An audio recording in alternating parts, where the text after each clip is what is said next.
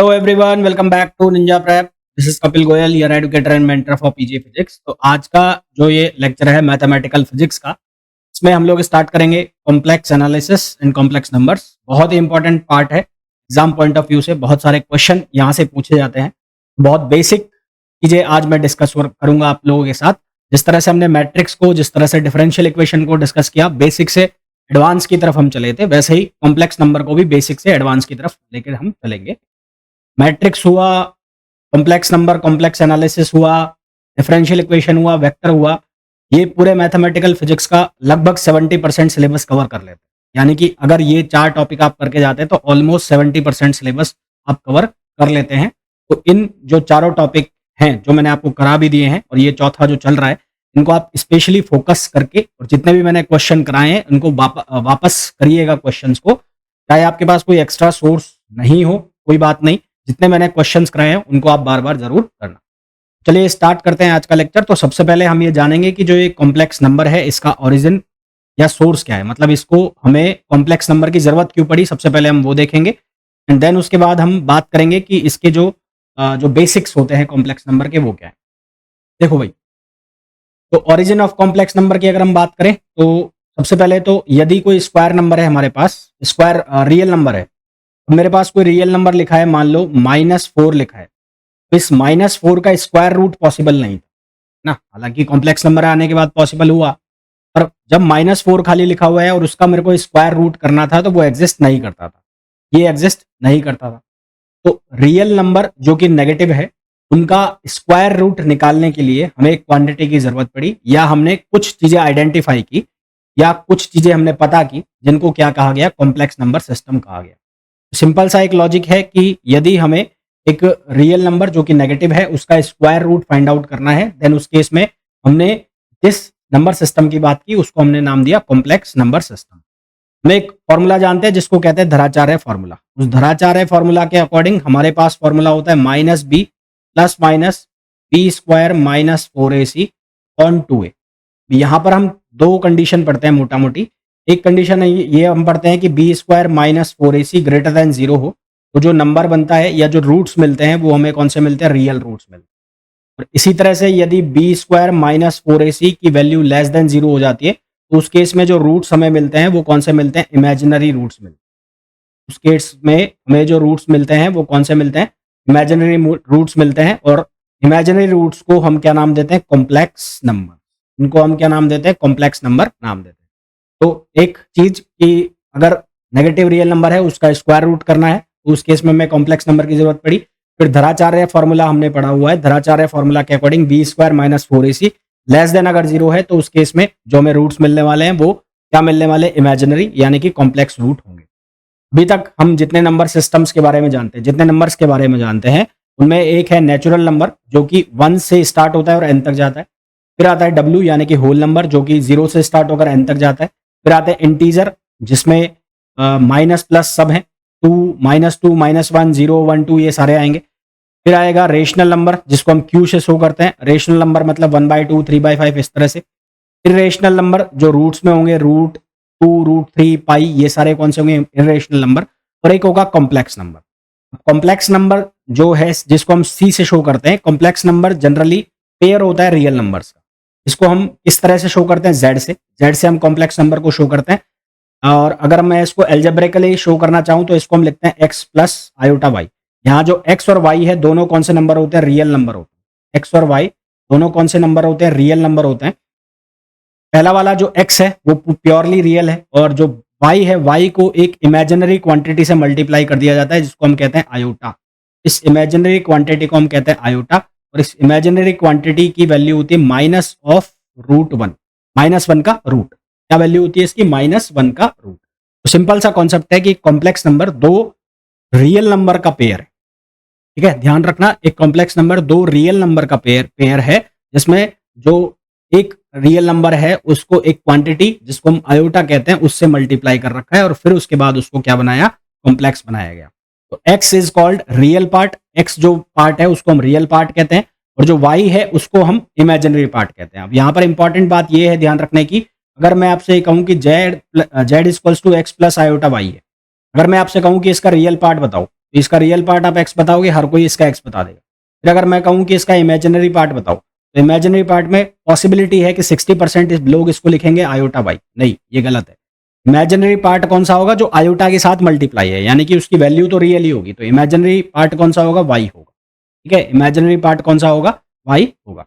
अब जो plus sign है यहां पर, ये x प्लस आयोटा y के बीच में जो साइन लगा है प्लस, इस प्लस साइन का मतलब ये नहीं है, डज नॉट इंडिकेट एडिशन। इसका मतलब ये नहीं कि ऐड हो रहे हैं, है ना। तो does not indicate addition as normally understood. तो इसको जैसे हम समझ रहे हैं कि एडिशन है, तो एडिशन नहीं है। और आयोटा का, and iota denote a number, और आयोटा एक नंबर को डिनोट करता है, ये भी गलत है। These are the part of scheme used to express number of new class। ये सिर्फ और सिर्फ कॉम्प्लेक्स नंबर को शो करने का तरीका है कि प्लस आयोटा y और आयोटा, ये कॉम्प्लेक्स नंबर को शो करने का तरीका है। जैसा कि मैंने आपको कहा कि कॉम्प्लेक्स नंबर रियल पार्ट का पेयर है, दो रियल नंबर का पेयर है, उनके पेयर से कॉम्प्लेक्स नंबर बन रहा है। अब यदि मेरे पास लिखा है z equals to X plus iota y, ये प्योरली रियल नंबर कब होगा? जब y की वैल्यू क्या हो जाए? 0 हो जाए। यदि इसमें y की वैल्यू को 0 कर दें तो जो z है वो प्योरली रियल नंबर बन जाएगा। यदि x की वैल्यू को 0 कर दें तो जो z है वो प्योरली इमेजिनरी हो जाएगा। और यदि x और y दोनों ही 0 नहीं है तो उस केस में कॉम्प्लेक्स नंबर कहलाएगा। ठीक है, तीन बातें आ गई। पहली बात क्या आई? यदि y 0 हो जाता है तो z प्योरली रियल नंबर बन जाएगा। यदि x 0 हो जाता है तो उस केस में z प्योरली इमेजिनरी हो जाएगा। और x और y दोनों ही 0 नहीं है तो उस केस में z जो है वो क्या कहलाएगा? कॉम्प्लेक्स नंबर कहलाएगा। ठीक है, उस केस में z जो है वो क्या कहलाएगा? कॉम्प्लेक्स नंबर कहलाएगा। आगे बढ़ते हैं, उसके बाद आगे चले हम। हैंग हो गया। हाँ जी, अब हम आयोटा की बात कर रहे थे। तो आयोटा जो है उसकी वैल्यूज आप लोगों को पता भी होगी, फिर मैं बता देता हूँ। जैसे आयोटा स्क्वायर है उसकी वैल्यू होती है -1, आयोटा क्यूब है उसकी वैल्यू होती है माइनस आयोटा, आयोटा की पावर 4 करेंगे उसकी वैल्यू होती है 1, और आयोटा की पावर 2014 इसकी वैल्यू हो जाती है -1, आयोटा की वैल्यू 2015 इसकी वैल्यू हो जाती है minus iota, and so on. इस तरह से हम वैल्यू निकाल सकते हैं। आयोटा की पावर 4 की वैल्यू 1 है, तो आयोटा की पावर 4, अगर 4 के मल्टीपल में कुछ भी चलेगा तो उसकी वैल्यू क्या आएगी? 1 आएगी। अगर मैं 4n+1 लिखूं, अगर मैं ऐसा लिखूं आयोटा की पावर 4n+1, तो इसकी वैल्यू क्या बनेगी? ये बनेगा आयोटा की पावर 4n और डॉट आयोटा। आयोटा की पावर 4n क्या हो जाएगा? ये हो जाएगा 1, तो इसकी वैल्यू क्या बन जाएगी? आयोटा। तो आयोटा की पावर 4n+1 क्या हो जाएगा? आयोटा। आयोटा की पावर 4n+2, तो ये हो जाएगा आयोटा की पावर 4n और डॉट आयोटा स्क्वायर। तो आयोटा स्क्वायर क्या वैल्यू देगा? -1, तो इसकी वैल्यू क्या आएगी? -1। फिर +3 क्या बनेगा? ये बनेगा माइनस आयोटा। इसी तरह से +4 करेंगे तो वापस से क्या बन जाएगा? 1 बन जाएगा। तो इसी तरह से अगर मैं इनको ऐड करता हूं, इसको आयोटा की पावर 4n को प्लस आयोटा की पावर 4n+1 को प्लस आयोटा की पावर 4n+2 को प्लस आयोटा की पावर 4n+3 को, तो ये सभी का समेशन क्या वैल्यू देगा? 0 वैल्यू देगा। डायरेक्ट कई बार पूछ लिया जाता है, इसको याद रखना। फिर उसी तरह से यदि मैं एक सीरीज चलाऊं 1 प्लस आयोटा की पावर 1 प्लस आयोटा स्क्वायर, और ये कहां तक लेके जाऊं? अप टू 2015 तक लेके जाऊं, तो इसकी वैल्यू कितनी आ जाएगी? 0 आ जाएगी। नेक्स्ट पॉइंट है the imaginary part of every real number. कोई भी रियल नंबर है, let suppose x real number है, तो ये रियल नंबर कब है? जब इसका जो इमेजिनरी पार्ट है वो 0 कर रखा है ना। तो the imaginary part of every real number can be treated as 0, hence there is one mapping between the set of complex number and set of points on the complex plane. तो यहाँ पर एक स्पेशल कॉन्सेप्ट है जो कि मैं आपको बता भी चुका हूं कि complex number is nothing but the pair of the real number. Complex number ordered real number का पेयर होता है, जिसको हम रियल नंबर को ए बी से डिनोट करते हैं, एक्स वाई से डिनोट करते हैं। फिर आगे बढ़ते हैं, algebra of complex number. Complex number का अलजेब्रा हमें डिस्कस करना है। सबसे पहले मैं दो कॉम्प्लेक्स नंबर ले लेता हूं। एक ले लिया मैंने a प्लस आयोटा बी, और एक ले लिया c प्लस आयोटा डी। अब मेरे को इनका एडिशन करना है, यानी कि इनको जोड़ना है। तो इनको जोड़ेंगे कैसे? जो रियल पार्ट है वो आपस में ऐड हो जाएंगे और जो इमेजिनरी पार्ट है वो आपस में ऐड हो जाएंगे। तो रियल पार्ट कौन कौन सा है? यहाँ पर है a, यहाँ पर है c, तो ये हो गया a plus C. Imaginary part कौन सा है? आयोटा b और आयोटा डी, तो आयोटा कॉमन आ गया, क्या आ जाएगा? b plus D.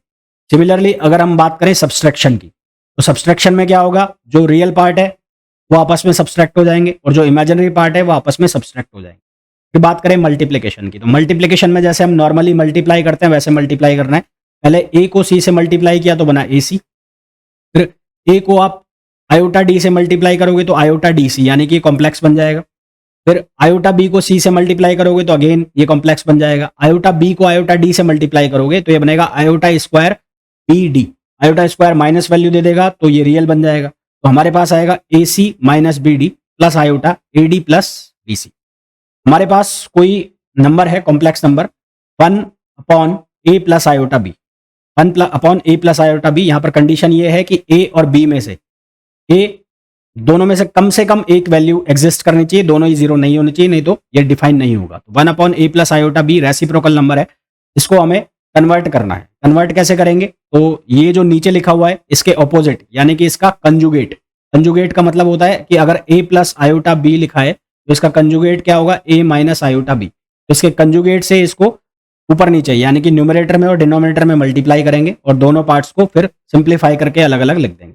इसी तरह से अगर मेरे को क्यूशेंट निकालना हो तो, और हमें नंबर दिया है कोई A plus iota B upon C plus iota D, तो C प्लस आयोटा D के कंजुगेट से इसको ऊपर नीचे मल्टीप्लाई करेंगे और जो हमारे पास सिंप्लीफाई करने के बाद नंबर आएगा वो कुछ इस तरह से नंबर आएगा। ठीक है, तो बहुत बेसिक से जो कॉम्प्लेक्स नंबर का अलजेब्रा है, जिस तरह से एडिशन नॉर्मली हम एडिशन सब्सट्रैक्शन करते हैं वैसे ही यहाँ पर एडिशन और सब्सट्रैक्शन भी हमें करना है। कोई नई चीज यहाँ पर मैंने नहीं बताई। उसके बाद इनइक्वालिटी का जो कॉन्सेप्ट जो कि रियल नंबर में लग जाता है वो कॉम्प्लेक्स नंबर में डिस्कस नहीं होता। मान लो हमें दिया है A plus iota B and C greater than C plus iota B। A plus iota B greater than C plus iota D, ये केवल और केवल जब ही जस्टिफाई है या कभी जब ही मीनिंगफुल है जब जो इमेजिनरी पार्ट है वो जीरो है, यानी कि B और D की वैल्यू क्या है? जीरो है। जब B और D की वैल्यू जीरो होगी तभी हम ये जो इनइक्वालिटी का कॉन्सेप्ट है यहाँ पर वो डिफाइन कर सकते हैं। कहने का मतलब है कॉम्प्लेक्स जो नंबर है उसमें इनइक्वालिटी का कंसेप्ट तभी लगेगा जब उसका इमेजिनरी पार्ट जीरो हो। जिस तरह से हम रियल नंबर में बात करते हैं कि इक्वलिटी का कंसेप्ट यहाँ पर लग जाएगा। यदि हमारे पास दो कॉम्प्लेक्स नंबर है, एक है Z1 और एक है Z2, तो ये इक्वल कहलाएंगे। कब कहलाएंगे? जब पहले का रियल पार्ट यानी कि real part of Z1 equal to हो रियल पार्ट ऑफ Z2 और imaginary part of Z1 equals to imaginary part of Z2। यदि हमारे पास कोई दो रियल नंबर है, एक है P और एक Q, उनका स्क्वायर करके हम ऐड करें, let suppose P square plus Q square equals to 0, तो यहां से हम ये लिख सकते हैं कि आइदर P इज 0 और Q इज 0। बट अगर मैं कॉम्प्लेक्स नंबर के केस में ऐसा लिखूं, यानी कि अगर मैं लिखना चाहूं Z1 square plus Z2 square equals to 0, तो इसका मतलब ये नहीं है कि Z1 और Z2 की वैल्यू 0 है। यहां पर इसका मतलब ये भी निकल सकता है कि Z1 की वैल्यू 1 है और Z2 की वैल्यू आयोटा है, क्योंकि 1 और उसका आयोटा का स्क्वायर आएगा तो -1 बनेगा, तो वो भी क्या वैल्यू हो जाएगी? 0। रियल नंबर में जिस तरह से P और Q को आपने 0 कर दिया एडिशन करने पर, स्क्वायर एडिशन करने पर, यहां पर कॉम्प्लेक्स के केस में उसको आप दोनों को 0 नहीं कर सकते। ठीक है, फिर जब हमने कॉन्सेप्ट पढ़ा है रियल नंबर के केस में, अगर हमें मॉड x डिफाइन है, मॉड x, तो मॉड x यदि x की वैल्यू 0 है तो ये पॉजिटिव ओपन होता है, और अगर x की वैल्यू नेगेटिव है तो ये नेगेटिव ओपन होता है। ये हमने बहुत अच्छे से पढ़ा है। परंतु कॉम्प्लेक्स नंबर के अंदर अगर हमने मॉड z लिख दिया तो मॉड z हमें क्या बताता है? मॉड z हमें बताता है ओरिजिन से और सेंटर तक की डिस्टेंस, है ना। तो कॉम्प्लेक्स नंबर में distance of point z from the origin. अगर मैं लिख रहा हूं r is equals to mod z, इसका मतलब ये हो गया रेडियस ऑफ सर्किल। ये एक ऐसे सर्किल की रेडियस है जिसके सेंटर कोऑर्डिनेट कितने हैं? ओरिजिन पर हैं, 0,0 पर। ठीक है, उसके बाद कुछ कॉन्सेप्ट जैसे कि एडिटिव इनवर्स लिखना है मेरे को कॉम्प्लेक्स नंबर। कोई कॉम्प्लेक्स नंबर है A प्लस आयोटा B, इसका एडिटिव इनवर्स लिखना है, तो इसका एडिटिव इनवर्स कैसे लिखा जाएगा? माइनस ऑफ z से। इसका एडिटिव इनवर्स कैसे लिखा जाएगा? माइनस ऑफ z से, मतलब z की एग्जैक्ट वैल्यू लिख दो, उसको माइनस से मल्टीप्लाई कर दो। और every non zero complex number z, कोई भी non zero complex number z है तो उसका मल्टीप्लिकेटिव इनवर्स होगा 1/z। उसका मल्टीप्लिकेटिव इनवर्स होगा 1/z। यहां ये चीजें ध्यान रखना, बहुत छोटी छोटी चीजें हैं, सीधे ऑब्जेक्टिव क्वेश्चन बन जाता है। यदि मैं मॉड z निकालूं, मॉड z, देखो सबसे पहले अगर मान लो मेरे पास कोई कॉम्प्लेक्स नंबर है, वो कॉम्प्लेक्स नंबर है x प्लस आयोटा y, इसका मेरे को मॉड निकालना है। तो इसका मॉड मेरे को निकालना है, तो मॉड कैसे निकलेगा? मैं करूंगा x स्क्वायर, और जो आयोटा है उसका कोई छेड़छाड़ नहीं करनी है, आयोटा के साथ जो मल्टीपल है रियल नंबर उसका स्क्वायर करना है, तो ये हो जाएगा मॉड z। तो मॉड z जो है वो हमेशा रियल पार्ट ऑफ z से ज्यादा होगी, उसकी वैल्यू उसके मॉड से भी ज्यादा होगी और साथ में रियल पार्ट से भी ज्यादा होगी। इसी तरह से मॉड z की value imaginary part of z से और इमेजिनरी ऑफ z से ज्यादा होगी।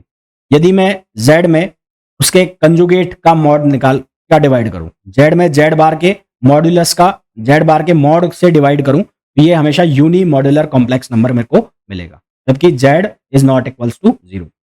अब कुछ क्वेश्चंस करते हैं उसके बाद फिर आगे हम बढ़ेंगे। हमें स्क्वायर रूट निकालना है किसका, 5 प्लस 12 आयोटा का, 5 प्लस 12 आयोटा का स्क्वायर रूट निकालना है। तो consider X plus iota Y का स्क्वायर, मैंने ऐसा कंसीडर कर लिया। तो ये स्क्वायर मैंने कंसीडर किया तो यहां से बन गया मेरे पास एक्स स्क्वायर, ये हो जाएगा minus Y square plus 2 iota X Y 2 iota X Y, ये हो गया। क्योंकि मैं स्क्वायर रूट निकाल रहा हूं इसलिए इसको मैंने स्क्वायर में ले लिया।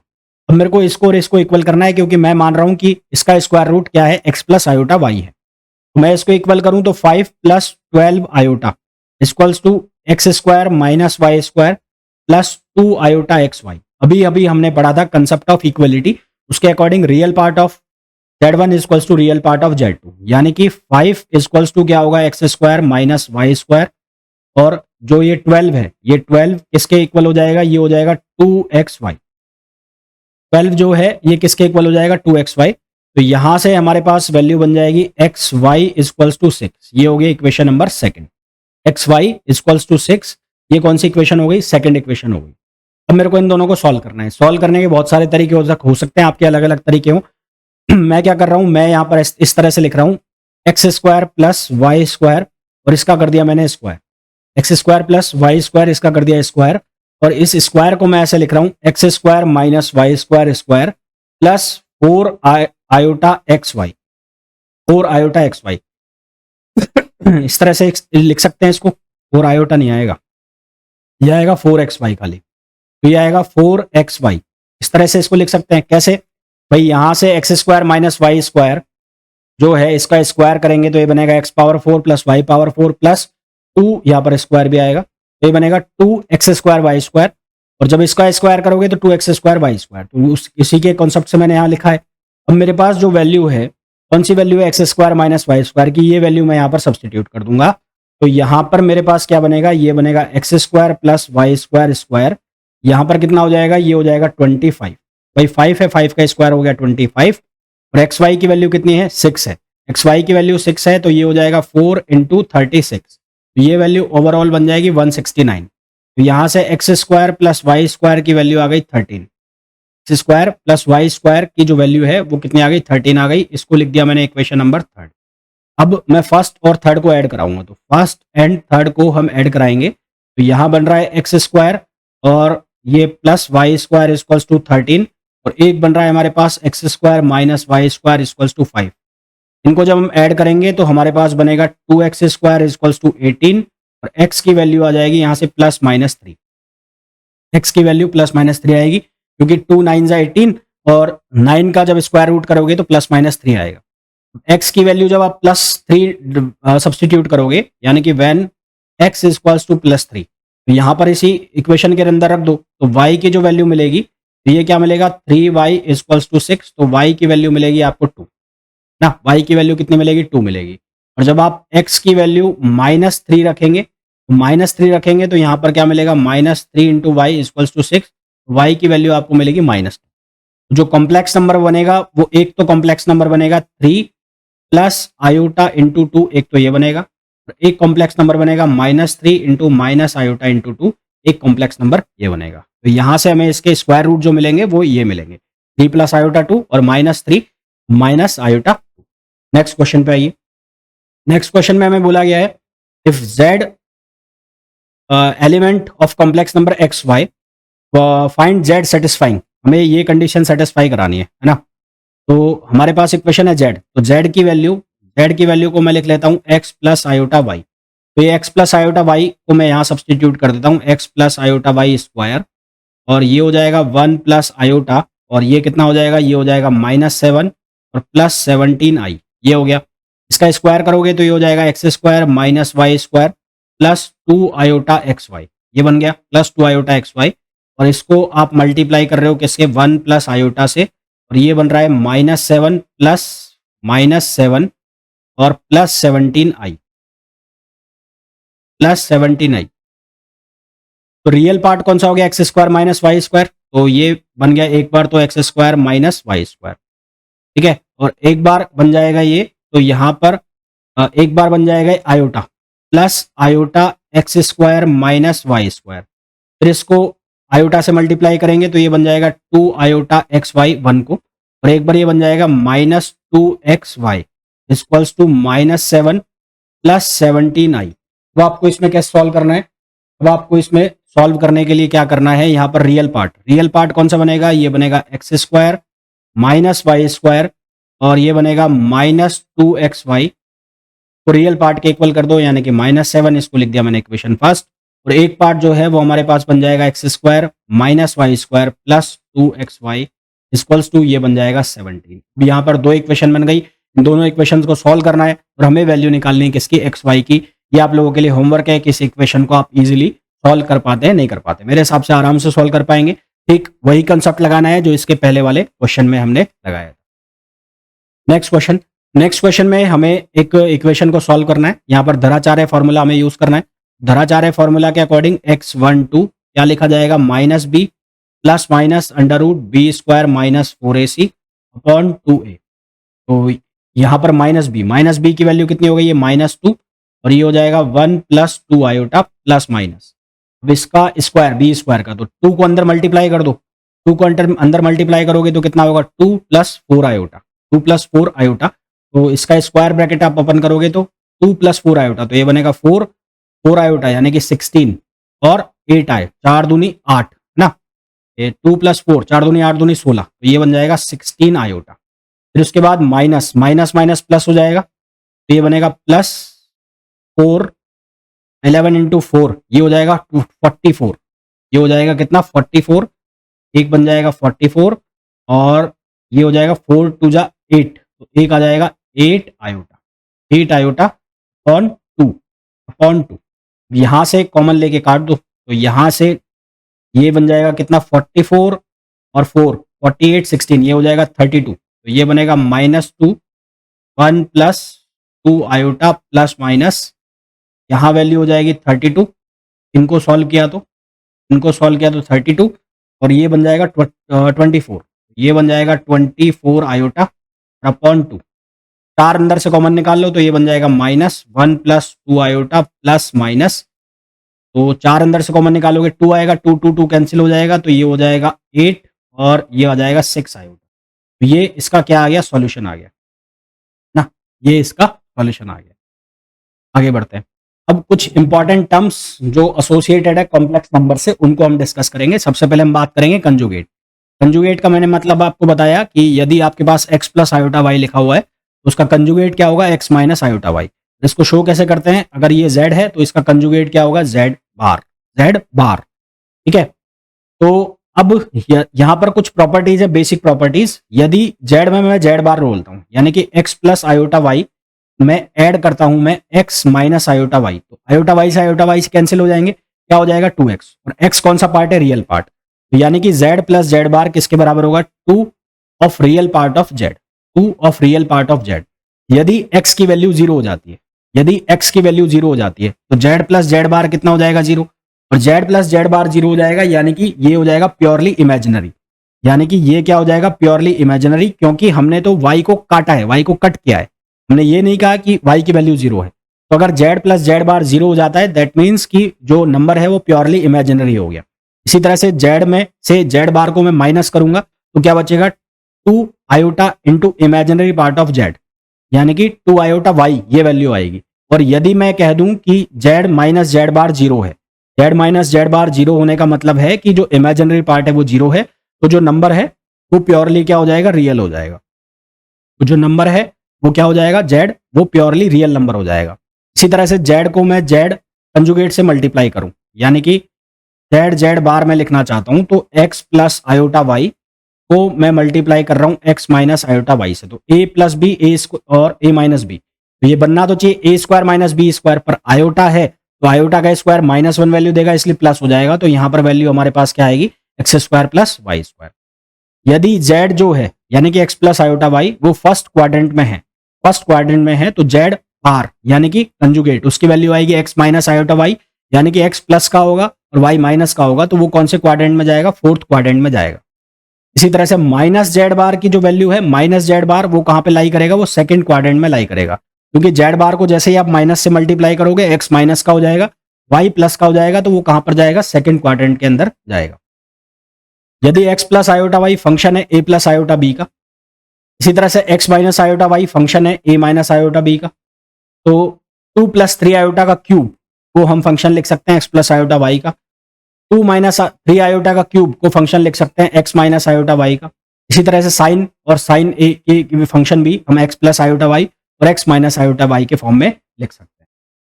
फिर मॉड्यूलस की बात करें, यदि मेरे को मॉड्यूलस निकालना है z plus Z equals to X plus iota Y का, तो इसका जो मॉड्यूलस है वो किससे शो किया जाता है, एक डिस्टेंस से शो किया जाता है। लेट सपोज p जो एक पॉइंट है जो शो कर रहा है x और y कोऑर्डिनेट को, उसकी ओरिजिन से जो डिस्टेंस है वो किसको शो करेगी, वो मॉड्यूलस OP यानी कि उस डिस्टेंस को शो करेगी, और वो वैल्यू किसके बराबर होगी, under root x square plus Y square, जैसा कि मैंने आपको पहले बताया भी था।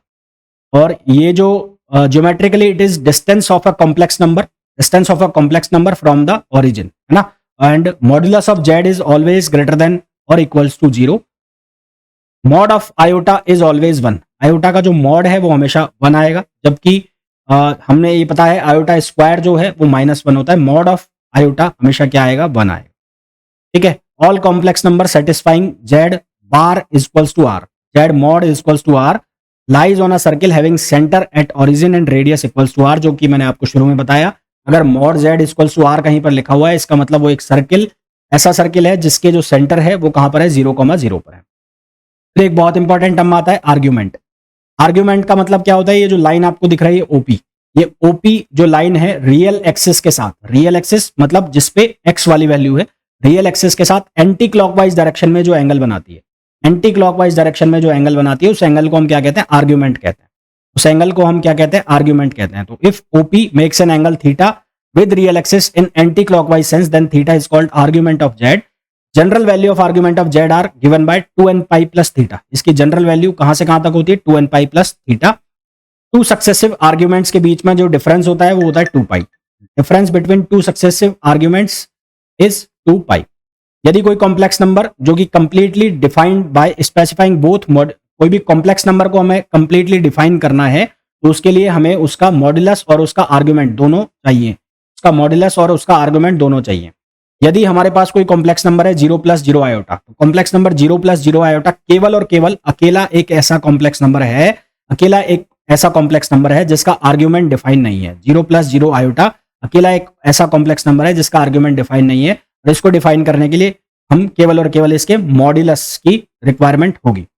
फिर उसके बाद करते हैं एम्पलीट्यूड। एम्पलीट्यूड का मतलब होता है principal value of argument. Amplitude का मतलब होता है प्रिंसिपल वैल्यू ऑफ आर्ग्यूमेंट। तो यदि कोई थीटा की यूनिक वैल्यू है -π से π के बीच में, है ना, unique value of theta such that -π से π के बीच में है, तो इसको हम कहते हैं principal value of argument. Unique value of theta between -π to π is called principal value of argument. और जो प्रिंसिपल वैल्यू ऑफ आर्ग्यूमेंट है उसको हम कैसे शो करते हैं, उसको हम एम्पलीट्यूड ऑफ जेड, इसको लिखने का तरीका क्या है, amplitude of Z. Amplitude of Z is nothing but principal value of argument, ठीक है। यदि आप कहीं पर ये लिखा मिले एम्पलीट्यूड ऑफ जेड, इसका मतलब ये नहीं कि आप उसका मॉड्यूलस निकाल लेंगे, इसका मतलब आपसे निकलवाया जा रहा है प्रिंसिपल वैल्यू ऑफ जेड। और ये जो प्रिंसिपल वैल्यू ऑफ जेड है, प्रिंसिपल वैल्यू ऑफ जेड यानी कि principal value of argument, sorry, ये principal value of argument theta की वैल्यू है जो -π से और π के बीच में है। Least positive argument, the value of theta such that 0 to 2π, theta की वैल्यू इस तरह से है कि जो 0 से 2π के बीच में है, तो इसको हम कहते हैं least positive value. π equals to tan inverse y upon x। अब यहाँ पर कुछ स्पेशल कंडीशंस है जिनसे जो आपके क्वेश्चन करने में बहुत यूजफुल होंगी। जैसे कि यहाँ पर लिखा है यदि x ग्रेटर देन 0 है और y ग्रेटर देन 0 है, तो सीधा सा मतलब है कि जो नंबर है वो फर्स्ट क्वाड्रेंट में है, उस केस में थीटा यानी कि आर्ग्यूमेंट की जो वैल्यू होगी वो होगी tan inverse y upon x। यहाँ पर ये दोनों मॉड में चलेंगे हमेशा, ये ध्यान रखना, ये tan इनवर्स वाला जो है y मॉड में चलेगा, मॉड में मतलब अगर माइनस में भी वैल्यू लिखी है तो अंदर माइनस माइनस कुछ मत लगाना, ये मॉड में वैल्यू रहेगी। यदि x लेस देन 0 है और y पॉजिटिव है तो जो z है वो सेकंड क्वाड्रेंट में होगा, उस केस में मॉड आर्ग्यूमेंट आप कैसे निकालोगे, पहले tan इनवर्स की वैल्यू निकालोगे, तो tan inverse y upon x mod में निकाल लिया। फिर सेकंड क्वाड्रेंट में जाएगा तो उसको आप पाई में से माइनस कर दोगे, क्या कर दोगे, पाई में से माइनस कर दोगे। थर्ड क्वाड्रेंट में हम बात करें तो x लेस देन 0 है, y भी लेस देन 0 है, तो वो थर्ड क्वाड्रेंट में जा रहा है, सीधा सा मतलब है। उस केस में हम आर्ग्यूमेंट में -π ऐड कर देंगे, -π प्लस tan इनवर्स। यहां पर लिख रहा हूं पाई माइनस tan इनवर्स, यहां पर लिख रहा हूं सिर्फ ये। यदि x ग्रेटर देन 0 है और y लेस देन 0 है तो ये फोर्थ क्वाड्रेंट में जाएगा, और फोर्थ क्वाड्रेंट में इसकी वैल्यू हम लिखेंगे -tan इनवर्स। क्या वैल्यू लिखेंगे, -tan इनवर्स के फॉर्म में लिखेंगे। फिर यदि हमारा इमेजिनरी पार्ट 0 हो जाता है, यानी कि y की वैल्यू 0 हो जाती है, y की वैल्यू 0 हो जाती है तो argument of x plus iota 0, तो आर्ग्यूमेंट कैसे लिखते हैं, tan इनवर्स y, तो tan इनवर्स 0 हो जाएगा। अब यदि x tan इनवर्स 0 कब कब 0 हो सकता है, 0 पे और पाई पे। यदि x की वैल्यू 0 से ज्यादा है तो उस केस में जो आर्ग्यूमेंट है वो 0 होगा। यदि x की वैल्यू 0 से कम है तो आर्ग्यूमेंट लिया जाएगा पाई। इसी तरह से यदि रियल पार्ट 0 हो जाता है तो उस केस में tan π/2 बनेगा, यानी कि 90 डिग्री बनेगा, 90 डिग्री सॉरी इनफाइनाइट बनेगा। इनफाइनाइट बनेगा तो वो π/2 3π/2 इन पर हो सकता है। तो यदि y की वैल्यू पॉजिटिव है तो ये π/2 आ जाएगा, और y की वैल्यू यदि नेगेटिव है तो इसकी वैल्यू कितनी आएगी, 3π/2। ये बहुत बेसिक मैथमेटिक्स के कंसेप्ट हैं जो आपको याद रखने हैं। For what real values of x and y are -3 plus iota x square y and x square plus y plus 4 iota complex conjugate to each other. तो x और y की किस वैल्यू के लिए ये दोनों नंबर एक दूसरे के कॉम्प्लेक्स कंजुगेट होंगे, ये हमें बताना है। ठीक है, for what value of x and y are -3 plus iota x square y। तो इस क्वेश्चन में हमें पूछा गया है for what real values of x and y are -3 plus iota x square y and x square plus y plus 4 iota complex conjugate to each other. तो यहां पर हमें गिवन है कि ये कॉम्प्लेक्स कंजुगेट एक दूसरे के कब होंगे, यानी कि -3 plus iota x square y equals to x square plus y plus 4 iota, और इसका क्या करना है, कंजुगेट करना है। कुल मिलाकर ये वैल्यू कुछ इस तरह से बन रही है, -3 plus iota x square y, और ये कितना हो जाएगा, ये हो जाएगा x स्क्वायर प्लस y और -4 आयोटा। अब रियल पार्ट्स को इक्वल कर दो और इमेजिनरी पार्ट को इक्वल कर दो। रियल पार्ट को इक्वल करोगे तो ये बनेगा x square plus Y equals to -3, ये हो गई इक्वेशन नंबर फर्स्ट। और इमेजिनरी पार्ट को इक्वल करोगे जब ये हो जाएगा x square Y equals to -4, और ये हो जाएगा सेकंड, है ना, x square Y equals to -4। यहां से सेकंड से हम क्या लिख सकते हैं, y equals to -4 upon X square, y equals to -4 upon X square. ये वैल्यू हम कहां पे रख दें, इसको हम रख देते हैं फर्स्ट में, है ना, ऐसा कर सकते हैं। या फिर हम क्या कर सकते हैं, यहां से हम एक्स स्क्वायर की जो वैल्यू है वो कितनी रख सकते हैं, -4 अपॉन वाई। तो मैं एक्स स्क्वायर की वैल्यू लिखूं तो उससे आसान होगा काम, तो मैं एक्स स्क्वायर की वैल्यू रखता हूं। तो एक्स स्क्वायर की वैल्यू कितनी है, -4 अपॉन वाई। ये वैल्यू हम कहां पे सब्सटीट्यूट कर देते हैं, फर्स्ट में। तो फर्स्ट में अगर वैल्यू सब्सटीट्यूट करेंगे तो ये बनेगा y -4 upon y equals to, ये बनेगा -3 इक्वल्स टू -3। तो यहां से बनेगा y square -4 equals to minus of 3y, ये बनेगा y square plus 3y -4 equals to 0। यहां से इसको सिंप्लीफाई करो, यानी कि फैक्टर करोगे तो -y स्क्वायर, ये बनेगा +4y, ये बनेगा -y -4 equals to 0। y common आ गया, y +4 -1 y +4 इक्वल्स टू 0। तो ये हो गया y -1 और ये हो गया y +4 इक्वल्स टू 0। तो यहां से हमें दो रिजल्ट मिले, एक मिला y इक्वल्स टू 1 और एक मिला -4। ठीक है, सबसे पहले हम y 1 के लिए चेक कर लेते हैं। तो for y equals to 1, y equals to जैसे ही हम 1 डालेंगे तो एक्स स्क्वायर की जो वैल्यू आएगी वो आएगी -4 ना। y की वैल्यू जैसे ही हम 1 डालेंगे तो एक्स स्क्वायर की वैल्यू बनेगी -4 और x की वैल्यू हो जाएगी √-4 जो कि कॉम्प्लेक्स है। और हमें कौन सी निकालनी है, रियल वैल्यू निकालनी है। हमें कौन सी वैल्यू निकालनी है, रियल। ये वाली वैल्यू हम कंसीडर करेंगे नहीं। फिर हम वैल्यू लेंगे y इक्वल्स टू -4। y की वैल्यू जब हम -4 लेंगे तो एक्स स्क्वायर की वैल्यू जो है वो बन जाएगी 1, और यहाँ से x बराबर आ जाएगा +-1। x बराबर क्या आ जाएगा, +-1, यानी कि हमारे पास जो वैल्यूज आएंगी वो कौन कौन सी आएंगी, 1 एंड -4, और एक आएगी -1 एंड -4। ये हमारे पास रियल वैल्यूज होंगी किसकी, x और y की। आगे बढ़ते हैं। इसी तरह से फाइंड द मॉड्यूलस निकालना है। इसका मॉड्यूलस निकालना है तो मैं हिंट दे देता हूं, बाकी करना आपको है।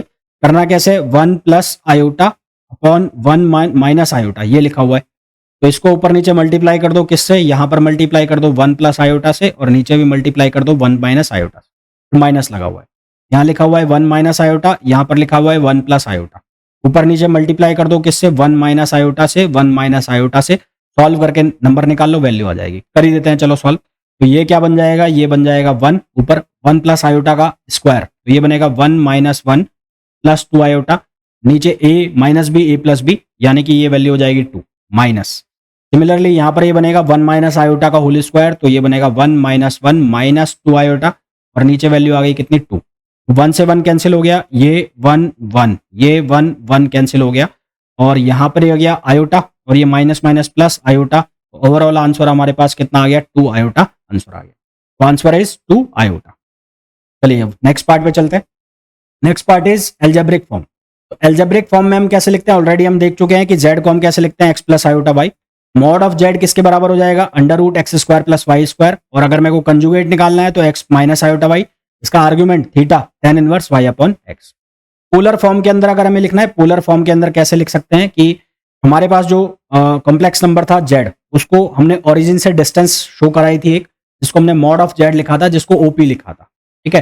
तो यहां से ये एक एंगल बनाया था इसने थीटा, तो ये जो डिस्टेंस है इसको हमने नाम दिया था आर। आर था उस सर्किल की रेडियस। तो अब इस आर के अगर मैं कंपोनेंट करूं तो क्या आएगा, एक्स एक्सिस यानी कि रियल एक्सिस के अकॉर्डिंग आएगा आर कॉस थीटा, और जो वाई एक्सिस है उसके अलॉन्ग जाएगा आर साइन थीटा। तो एक्स की वैल्यू मैं लिख सकता हूं आर कॉस थीटा, और वाई की वैल्यू मैं लिख सकता हूं आर साइन थीटा। वाई की वैल्यू लिख सकता हूं आर साइन थीटा। तो एक्स के जगह मैं सब्सटीट्यूट कर दूंगा आर कॉस थीटा, और वाई की जगह मैं सब्सटीट्यूट कर दूंगा आर साइन थीटा। तो इसको हम लिख सकते हैं आर सिस। सिस कैसे लिखा है, कॉस थीटा का सी, आयोटा का आई और एस का एस, तो आर सिस थीटा। जहां पर मॉड ऑफ जेड जो है वो किसके बराबर होगा, आर के, और एम्पलीट्यूड ऑफ जेड जो है वो कितना होगा, थीटा। हमें ये बहुत अच्छे से पता है एम्पलीट्यूड ऑफ जेड क्या होता है, principal argument value. Principal argument value को हम एम्पलीट्यूड ऑफ जेड कहते हैं। इसी की तरह इसको एक्सपोनेंशियल फॉर्म में अब लिख सकते हैं। एक्सपोनेंशियल फॉर्म में हम कैसे लिख सकते हैं कि जो ये वैल्यू बनती है cos theta plus iota sine theta. Cos theta plus iota sine theta, ये हम बहुत अच्छे से जानते हैं कि ये जो फॉर्म होती है इसको हम कैसे लिख सकते हैं, ई पावर आयोटा थीटा। तो अगर हम इसको एक्सपोनेंशियल फॉर्म में लिखना चाहें तो ये कैसा लिखा जाएगा, z equals to r e power iota theta. अब कुछ बेसिक जो आइडेंटिटीज हैं वो आपको याद रखनी है, जैसे कि अगर cos x आपको दिखे तो cos x की वैल्यू किसके इक्वल होती है, e power iota x plus e power minus iota x upon 2। Sine x की वैल्यू किसके इक्वल होती है, e power iota x minus e power minus iota x upon 2 iota. यहां पर आयोटा नहीं है, यहां पर आयोटा है। इसी तरह से अगर आपको हाइपरबोलिक फंक्शन लिखना है या कॉस आयोटा एक्स की वैल्यू लिखनी है तो वो क्या हो गई, ई power x plus e power minus x upon 2, और ये हमेशा क्या होगा, पॉजिटिव वैल्यू देगा, रियल वैल्यू देगा। यदि हमें साइन हाइपरबोलिक एक्स की वैल्यू लिखनी है या साइन आयोटा एक्स की वैल्यू लिखनी है तो वो वैल्यू किसके बराबर होगी, ई पावर आयोटा एक्स, ई power x minus e power minus x upon 2। यहां पर आयोटा है, यहां पर आयोटा नहीं है, और ये किसके बराबर होगा, आयोटा साइन हाइपरबोलिक एक्स। ये हमेशा कौन सी वैल्यू देगा, इमेजिनरी वैल्यू देगा। तो आज बहुत ही बेसिक सी मैंने बात की कॉम्प्लेक्स नंबर की। इसके आगे जैसे जैसे हम बढ़ेंगे क्वेश्चंस भी साथ में लेते जाएंगे और डिफिकल्टी लेवल भी बढ़ाते जाएंगे। मिलते हैं नेक्स्ट वीडियो में, till then thank you, bye bye.